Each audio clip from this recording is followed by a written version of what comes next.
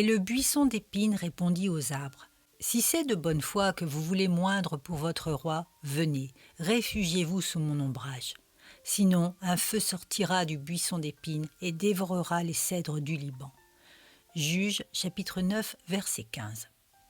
Dieu va appliquer sa justice en tirant vengeance des crimes commis envers la maison de Gédéon.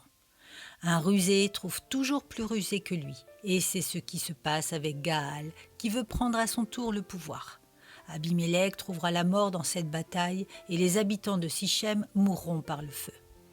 La parole de Jotham fut exaucée, car Dieu voulait tirer vengeance du crime commis contre la maison de son père.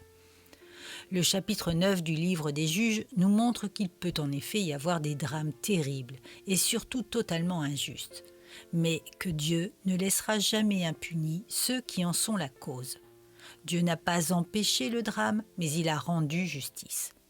Ces événements tragiques sont là pour nous enseigner que ceux qui veulent le pouvoir absolument sont prêts à tout et agissent toujours sans Dieu. Lorsque nous donnons notre voix à quelqu'un, que ce soit en politique, dans le travail ou dans l'Église, nous devons toujours regarder à ses motivations en premier. La parole de Jotham, un peu plus haut dans ce chapitre, nous enseigne que ceux qui portent de bons fruits ne veulent pas régner sur les autres. À l'inverse, un buisson prend le contrôle en forçant les gens à le suivre et en les menaçant de les détruire s'ils n'obéissent pas. Il est triste de voir aussi dans l'Église des buissons qui la dirigent. Les croyants qui sont sous la direction de ces hommes n'ont pas de liberté.